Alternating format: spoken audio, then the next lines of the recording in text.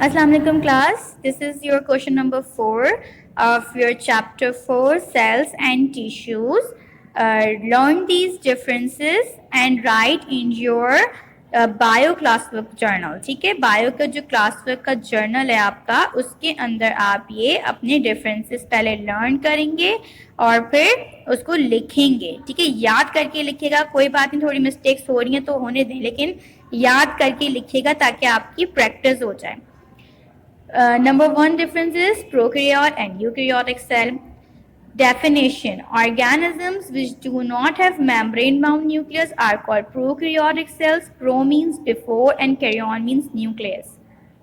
Prokaryotic cells कौन से होते हैं? जो कि मेम्ब्रेन बाउंड नहीं होते, जिनके जो ऑर्गेनील्स होते हैं वो क्या होते हैं? मेम्ब्रेन बाउंड नहीं होते.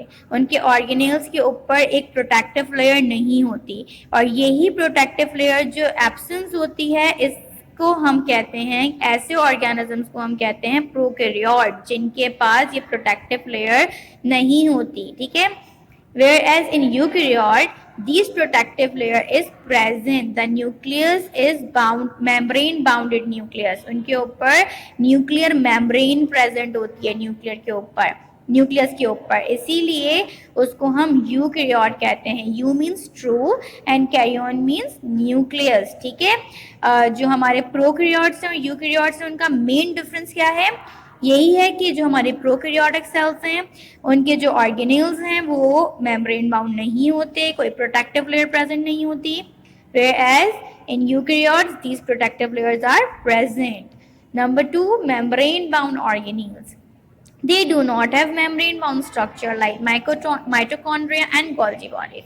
अब इन्होंने उसी बात को मजीद आपको डिटेलिंग में बताया है. पहले न्यूक्लियस के बारे में बात कर रहे थे, अब वो ऑर्गेनील्स के बारे में बात कर रहे हैं कि जैसे उनके पास माइटोकॉन्ड्रिया है या गोल्जी बॉडीज हैं तो उनके ऊपर भी कोई प्रोटेक्टिव लेयर प्रेजेंट नहीं होगी.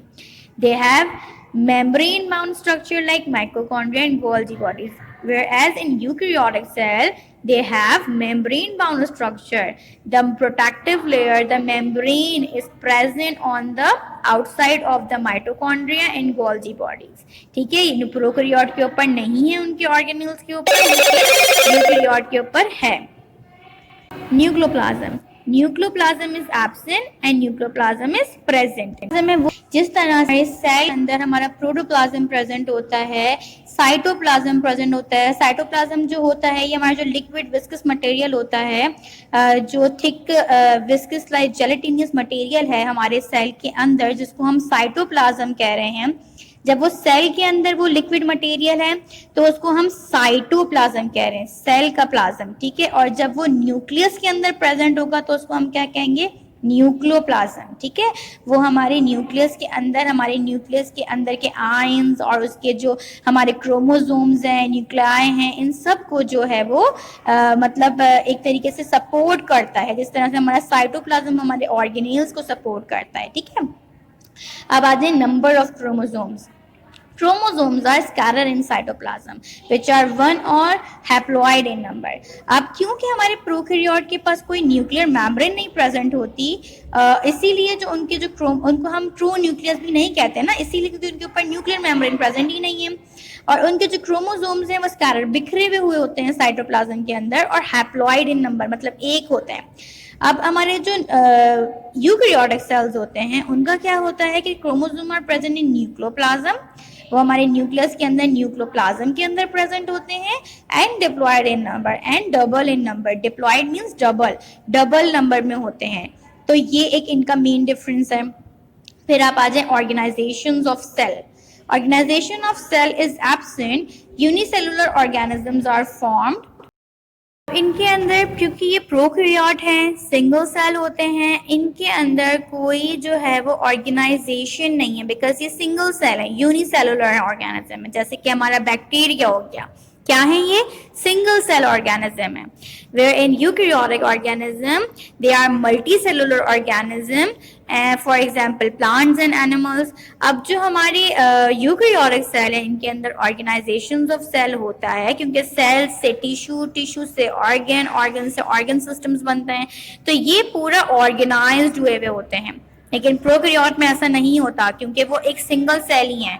उनके अंदर सिर्फ उनके ऑर्गेनेल्स होते हैं और वो अपना डिफरेंट फंक्शन परफॉर्म कर रहे होते हैं। लेकिन यूकैरियोटिक सेल्स के अंदर क्या होता है, ये मल्टी सेलुलर ऑर्गेनिज्म है, इनके अंदर ज्यादा कॉम्प्लेक्सिटी है, इनके अंदर ज्यादा कॉम्प्लेक्स फंक्शन जो है वो परफॉर्म हो रहे हैं। तो इनके अंदर अलग अलग ऑर्गन्स हैं और वो अपना अपना फंक्शन परफॉर्म कर रहे हैं। Cell size, cells are too small range in size from 1 to 10 micrometre. इनका साइज कितना होता है, 1 से 10 माइक्रोमीटर, इससे ज्यादा बड़े नहीं होंगे। ये इससे ज्यादा बड़े होंगे तो फिर ये जो है वो प्रोकैरियोटिक सेल, यूनिसेलुलर ऑर्गेनिजम्स में नहीं आते वो, ठीक है, वो फिर हमारे किंगडम प्रोटोस्टा में, हायर प्रोटोस्ट में आ जाते हैं, ठीक है। Cell size eukaryotic cells. Cells are large and thin in size, ranges 1 to 100 micrometer.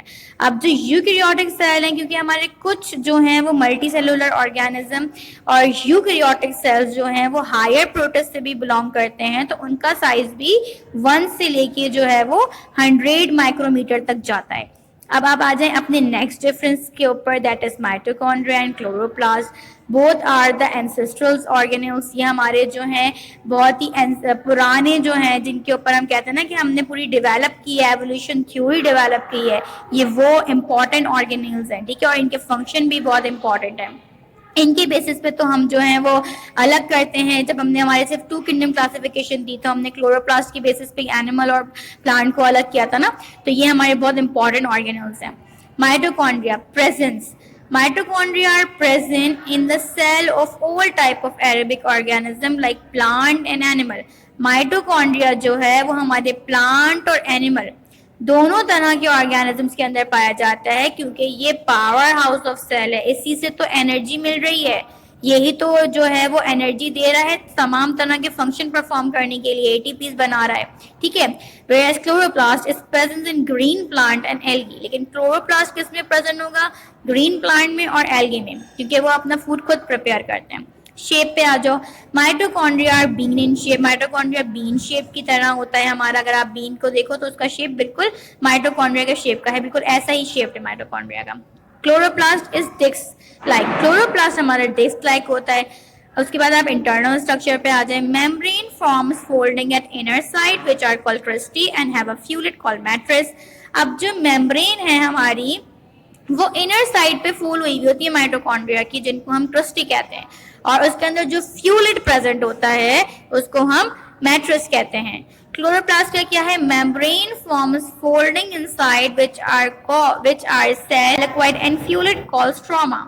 अब इसके अंदर जो फोल्डिंग है वो टाइलेक्वाइड कहलाती है और इसका फ्यूलेट स्ट्रोमा कहलाता है। तो दोनों की फोल्डिंग्स के नेम भी अलग है और दोनों के फ्यूलेट के नेम्स भी अलग हैं, क्योंकि जाहिर है कि क्योंकि अलग अलग ऑर्गेनील्स हैं तो उनके जो स्ट्रक्चर्स होंगे उनको भी हम अलग अलग नेम देंगे।